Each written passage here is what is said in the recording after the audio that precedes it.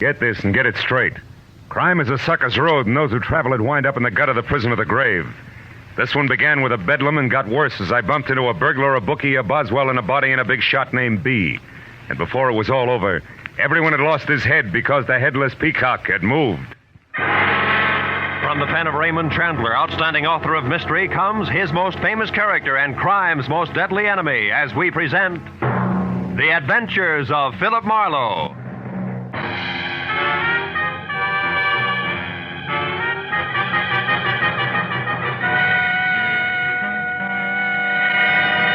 Now, with Gerald Moore, starred as Philip Marlowe, we bring you tonight's exciting story, The Headless Peacock. The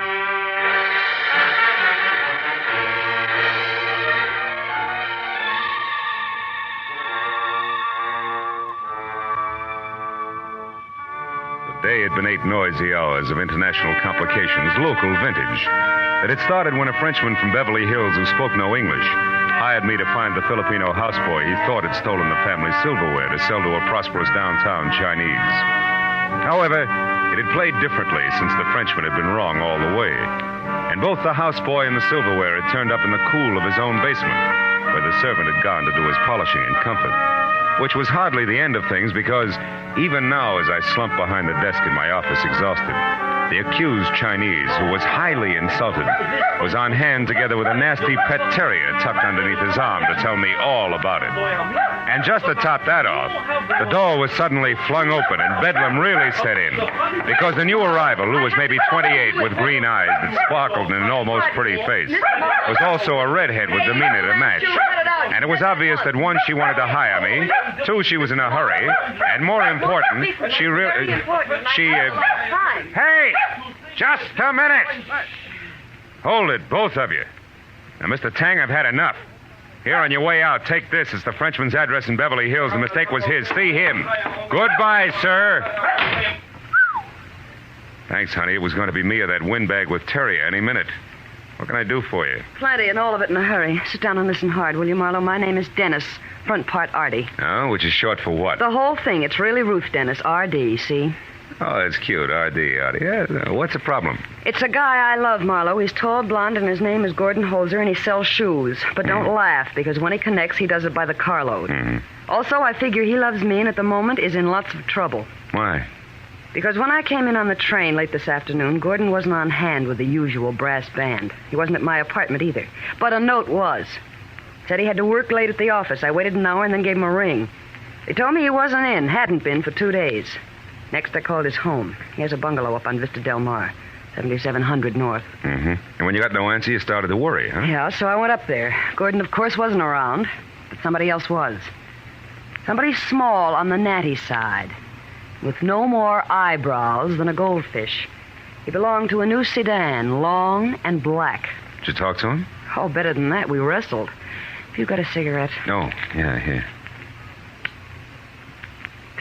Thanks. It's all right. See, Marlowe, this guy was snooping around the place, so I decided to find out a few things. I made believe I had a gun in my pocket, and I told him to put his hands up. Oh, fine. Well, it worked for a while. Which brings us to the wrestling, huh? Yes. When I mentioned Gordon's name, he knocked me down. But he wasn't very big, so I managed to hit him once with my bag before he got away. Also, I ripped his coat pocket open. And here, this fell out. It's a newspaper clipping. A picture of a fat hunk of jewelry that was once stolen from someone named Isaac B. Stolen from Isaac who? B is in bzz. Oh. Look, it's a peacock with the head broken off. But with a tail that's loaded with diamonds, rubies, and emeralds. What does it mean? What is it? Marlowe, that's the reason I'm here. I don't know. If you'll turn the clipping over, you'll see that the theft must have happened quite a while ago because the ad on the back features a Christmas special. Tell me, you figure that Gordon stole this from Mr. B? Well, no, I don't. Well, then why'd you come to me instead of the police? Well... You what? Come on, Artie, let's have it all, huh? Okay. That's better. I don't suppose it's smart not to tell you anyway. Gordon isn't all shoe salesman. He's part lunatic when it comes to the horses. You know, the right pony a day keeps the doctor's bills away. I thought I'd cured him. Now I'm less than sure. So you figured that maybe he got in too deep while you didn't know about it, and now he's trying to even things up by playing with stolen property. Is that it? I hope not. But even if it is, I still want to help him. Now, here's $100, Marlowe. Do you go to work for me, yes or no? Yes, on one condition. All right, what? If I find out the facts and pass them on to you, until and if he turns up crooked, and I drop it, agreed? Agreed.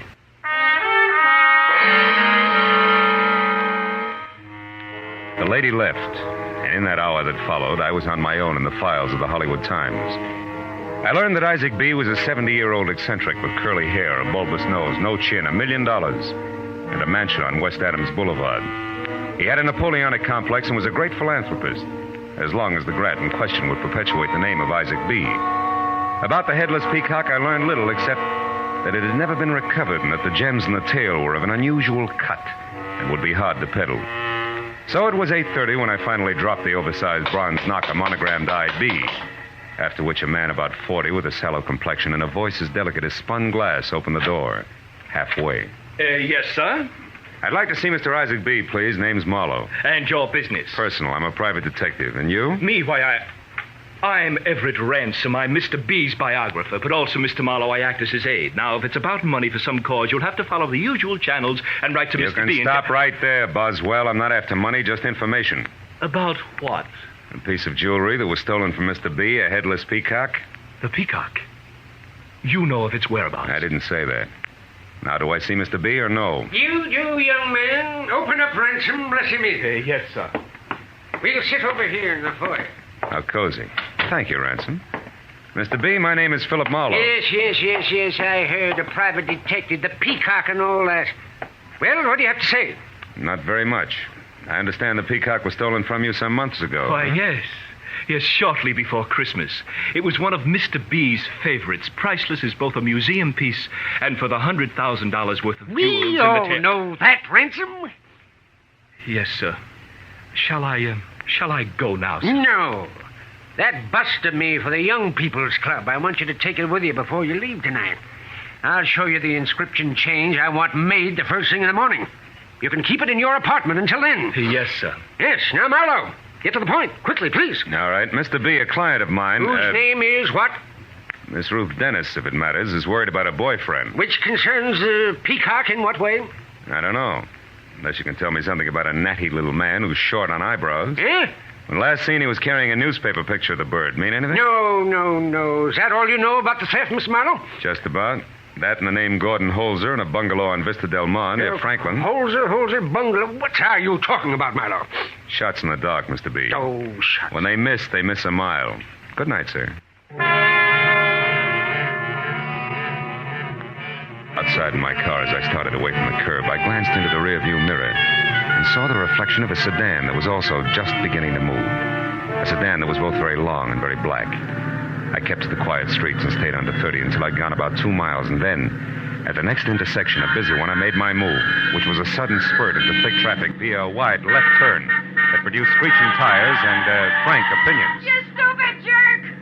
I swung around the block once, made it back onto the quiet street just in time to catch sight of the sedan going by fast. I followed it, and 20 minutes later, when it braked to a stop in Beverly Hills in front of a hat shop marked Lester's, I did the same. I piled out of my car and walked quickly toward what I thought would be the natty man without eyebrows. But when the door of the sedan opened, it was a woman, blonde and beautiful, who ran to the door of the shop, unlocked it, and hurried inside to where a telephone was ringing. There was an alley beside the building, and I ran back to where I could see inside. There were 5 telephones side by side in a phony front cabinet that spelled bookie. And on the wall above a publicity picture of a natty man without eyebrows, sitting in the middle of a bunch of zany hats. No, Mr. Holzer. Beautiful blonde was talking on one of the telephones. And when I moved closer, I was happy to hear her address the party at the other end of the line as none other than Gordon Holzer. Uh-huh. He's on his way up there now. Well, where are you?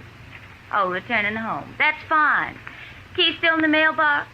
Good. Of course, Mr. Holzer, you decided to pay that $15,000 for sure this time, haven't you? You know, Mr. Lester wouldn't want you to disappoint him. I moved out of the alley quietly and went back. Entered the shop through the front door, which was still open. Beautiful blonde was just hanging up the phone when I stepped into the light. What? Good evening. Who are you? What do you want here? A new hat. Something chick. Any suggestions? Yes. Get out of here. This shop is closed for business. Bedding included? Why, sir, there must be some mistake. This is a hat shop. With 5 hidden telephones and a boss man who collects pictures of headless peacocks for a hobby? Sorry, baby, I don't buy it. Not even as a conversation piece. So shall we start all over again, huh, baby? Well, yes. Why don't we? And with this to keep us from changing the subject. A heavy service 45, honey. Looks a little bulky in that dainty hand, don't you think? It'll look worse when it explodes in your face. Now, who are you? By name, Philip Marlowe. By occupation? A private detective. And just to keep the interview rolling, I sleep in pajamas, tops and bottoms alike. Love Chinese Stay cooking, back. pressed almond Don't duck in come particular. closer. And don't you prefer take another blondes. step Give me around that. the door. You big bum. I don't know why I didn't shoot. I do. But lest we lose the question and answer period, your turn. Name. Patience. Oh, no. What's the rest of it? Hancock. A very fine Virginia name, Mr. Marlowe. Anything else? Yeah, there is. What's your connection with Mr. Lester, Gordon Holzer, and the Headless Peacock? If it's any of your concern, I happen to be Mr. Lester's business associate. But believe me, when he gets back from Pasadena, he... Oh, You mean just what you said. The man I'm looking for is in Pasadena. Don't look. Thank you, honey child. The interview's now closed because as of this minute, I'm off for the home of the Rose Bowl. Good night, Patience.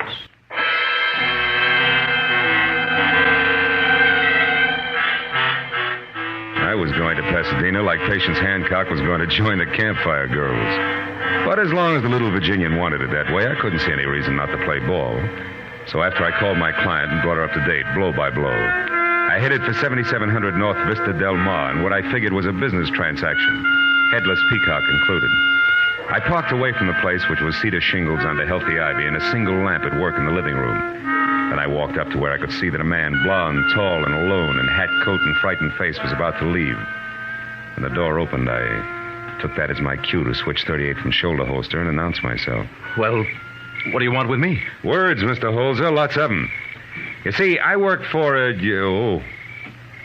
Holzer, that man on the floor there behind you, that natty little man without eyebrows. Seems quite still, isn't shot to death. He is. But I didn't do it. Honest, I didn't. Now, let me out of here. I gotta go. Start running? Come on, Holzer, I'm not all chump. Get back inside. All right. But I can explain this. Oh, sure, it's easy. Like one, you lost too much money playing the horses through this dead bookie here who used to double as a milliner. Boy. And two, to square yourself with him, you got mixed up with $100,000 worth of Headless Peacock. Oh, look, and three, Mr. Holzer, as of just now, you had an appointment with said milliner, which body on the floor here says got out of hand. Do you care to add anything? Like how you got the Peacock away from Isaac B. and what took you so long getting around to peddling it? I don't know any Isaac B., nor did I. Or did you what? Outside the window. Somebody's moving. Yeah, somebody with a gun. Duck Holzer. It's going to be lights Watch out, out. he's going to shoot!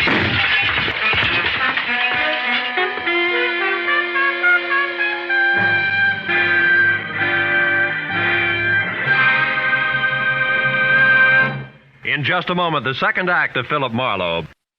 And now, with our star, Gerald Moore, we return to the second act of Philip Marlowe and tonight's story, The Headless Peacock.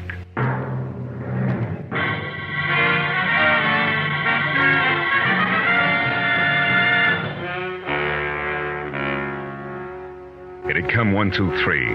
A corpse on the floor, shots through the window, and Gordon Holzer out the back door while bullets made lights out. And Marlowe on the floor, the smart move.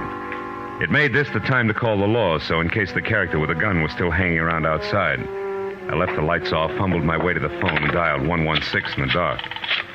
A minute later, I had Detective Lieutenant Matthews on the wire. So you got a corpse, huh, Marlowe? Give it to me again, will you? Who, where, and why? A guy named Lester, supposed to be a hat designer in Beverly Hills, but stacks up better as a bookie. He was shot to death here at 7700 Vista Del Mar. Whose place is that? One Gordon Holzer. He has his name on the mailbox. Hey, got a motive, Marlowe? Well, it's a theory. Could be that Lester put on too much pressure trying to collect $15,000 Holzer owed him from bad bets on the ponies. There's more, but it'll keep till you get here, Lieutenant. Okay, Marlowe. A couple of the boys on their way now. Mm-hmm. I'll be over myself later. Stick around, will you? Yeah, okay. Goodbye. Marlowe, you promised me you wouldn't call in the police, but I heard enough to know you just finished talking to them. Didn't you, you two-faced cheat? You bet I did, cutie. What's more, when you hired I'm me... not through. I want to know something else. What are you doing here in the dark, and where is Gordon? All right. In that order, first, the lights are out to keep me from being shot in the back. And second, your boyfriend Holzer left on a double because I was about to find out why Lester's body is here on Holzer's living room floor. Lester's body. You heard me. You mean that little man is in here, dead? Very much so. And don't burn yourself out on that shock surprise routine. Marlowe, I swear Okay, turn on a light and show me. Where is this corpse, if any? Baby, don't forget the last time lights were on in here, the room felt like the receding end of a shooting gallery. I didn't see any firing line when I came in. Yeah, that's a point. But there are two ways of looking at it. Will you turn on a light, or will I? Okay. We'll play it your way. Yeah, take a good look. Oh, Marlowe, it's him, all right. Same little man. Artie, you knew I was coming over here. You knew the setup, and I was close to winning an argument with Holzer when somebody broke it up by shooting through that window, straight enough not to hit anything, even though Holzer was a perfect target. Add it up for yourself, baby. Oh, it wasn't me, Marlowe. Please believe me. You do, don't you? Let's look in this bag of yours first, Give Artie. me that. Yeah, in a minute. Well, that's one thing in your favor, no gun. Could have dropped it in the shrubbery on your way to the door, of course. Here's what I really want anyway. My keys? What do you want them for? I'll tell you later. Well, that's the boys in blue, and just in time. Yeah, you louse. In time for what? To hold on to you as a material witness. But... I've got work to do, and I want to get it done without you screaming at me all the way. Oh, I wish I'd never hired you. I wish I'd never heard of And you. another thing, if you're playing me for a patsy, kid, that's only the beginning. You'll need a deep well full of wishes before it's over, so come on, behave yourself. I told the two prowl car cops no more than I'd already told Lieutenant Matthews, except that Artie should be held because she was Holzer's girl.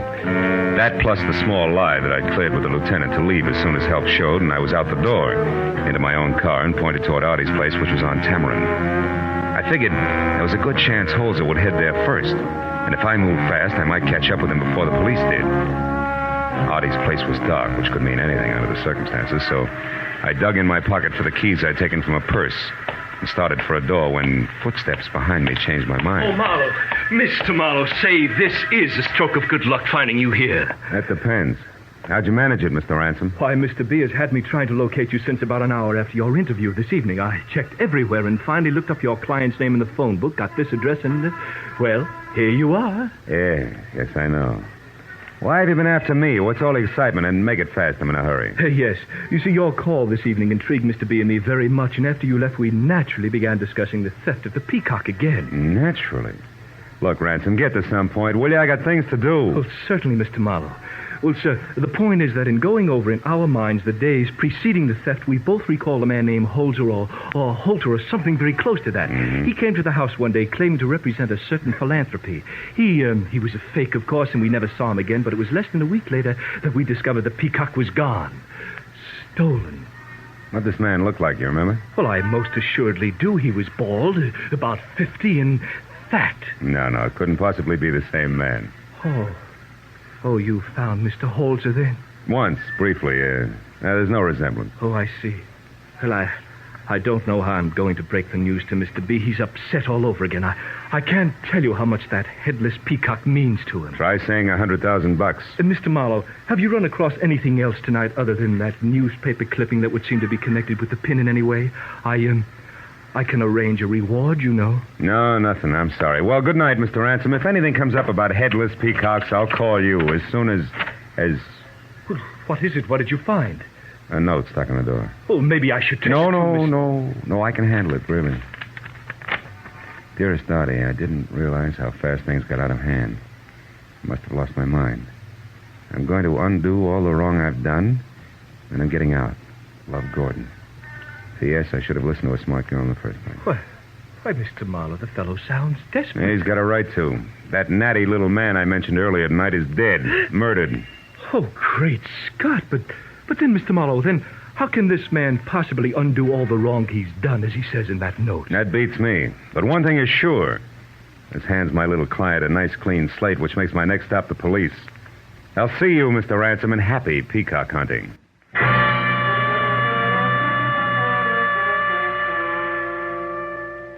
I got in my car and drove back the way I'd come to Gordon Holzer's house on Vista Del Mar.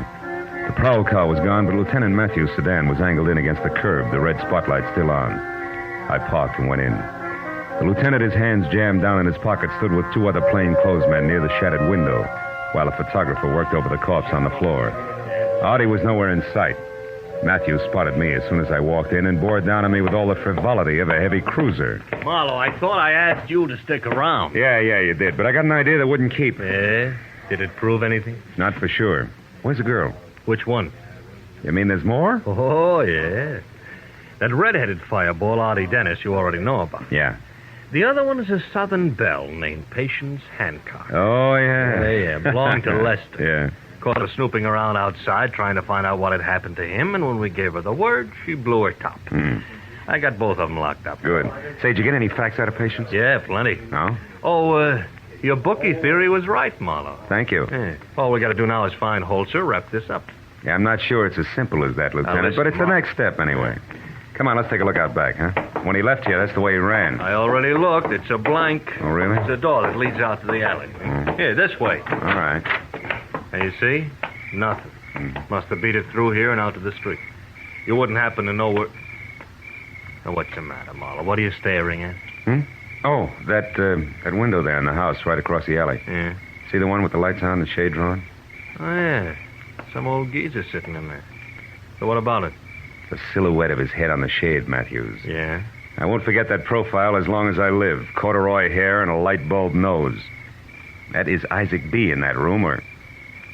Holy smoke, wait a minute. Hey, what are you doing? Put the gun away, Marlowe. What's the idea? You crazy?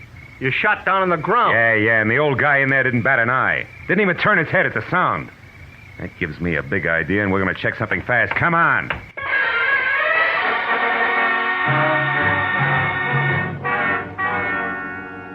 We ran back inside, and as I picked up the phone, Matthews found out for me that the house across the alley faced on Common Avenue.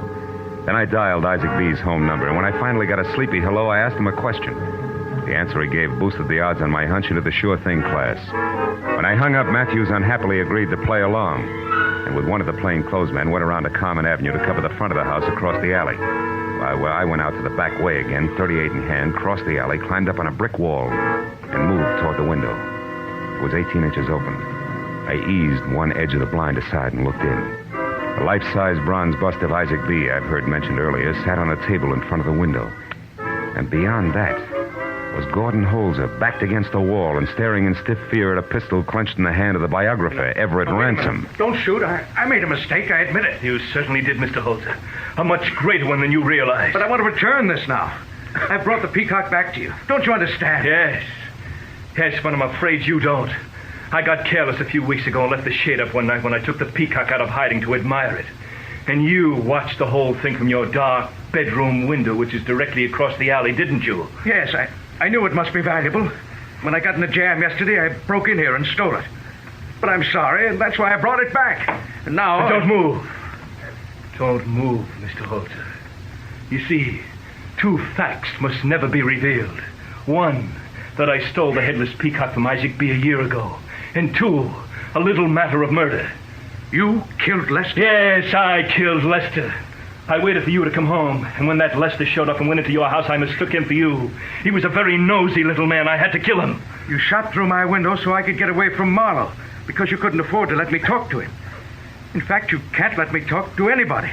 Ever. That's right, Mr. Holzer. Luckily, I found out you'd be coming here to my place to return the Peacock, because I was with Marlowe when he found your note to that girl.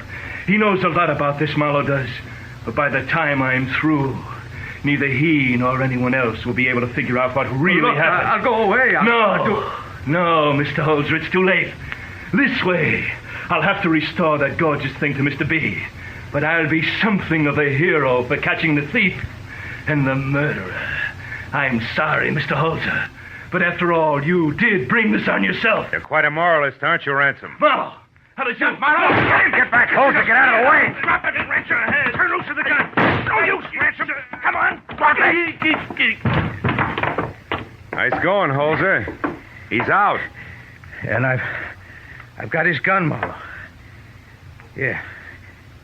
Here it is. I'm going to stand real still. Talk real quietly from now on out. Good enough, Marlowe? Not quite, but it'll help. From what I've seen of Artie Dennis, brother, you're going to be a lifer anyway, but not with the state. Hey, it's cold out here. Come on, give me a hand.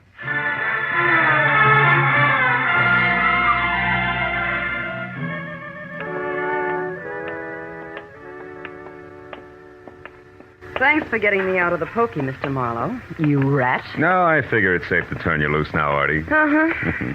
Gordon's going to have to stay in here a while, I guess. That's right. But that won't be so bad. At least he'll be where no horses or women can bother him, till I can get to him again. Won't be for long. He's got a lot in his favor, you know. I hope so. I still don't understand how it all worked out. I was in jail, remember? How did you peg ransom? Well, I saw the profile of Isaac B. on a window blind. Didn't move even when I fired a shot. That convinced me that it was a bust of the old boy.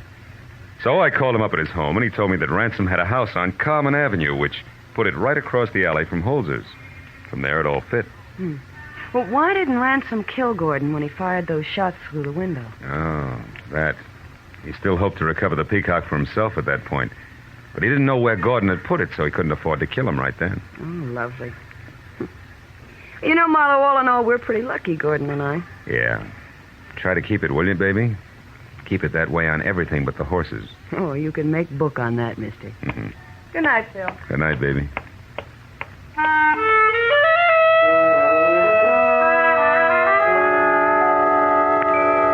I watched her as she walked away. She looked up at the barred windows where a very willing guy was learning a lesson he needed badly. Tossed him an okay with the fingers of one hand. You know, it made me feel good because I was sure she meant it. Was the kind of a kid who could make it stick. Then I drove home, and all the way I thought about the crazy assortment of people that had become involved because of the ponies and the Headless Peacock. I was still thinking about it over a glass of milk in my kitchen when I glanced at the newspaper on the table, opened to the sports page. Oh, it was like magic. My eye was drawn to a box in the corner and down the morning line for tomorrow's races until it stopped at the name Lucky Peacock. Oh, it was perfect. A hunch that couldn't miss. Lucky Peacock was a cinch to win by a head. Or maybe he'd lose by a head. Or maybe he'd... Yeah, well, it's no use, Marlowe. Tomorrow you go to the races.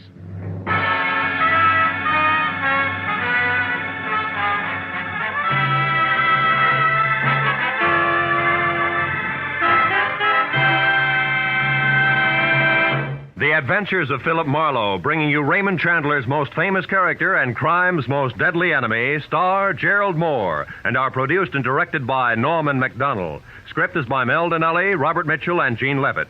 Featured in the cast were Joan Banks, Howard McNear, Eve McVeigh, Jack Moyles, and Peter Leeds. Lieutenant Detective Matthews was played by Larry Dobkin. The special music is written by Richard Orant and conducted by Ivan Ditmars. Be sure and be with us again.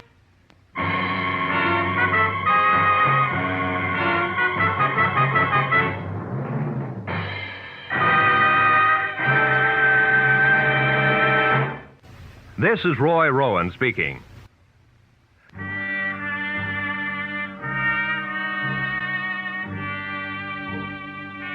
This is CBS, the Columbia Broadcasting System.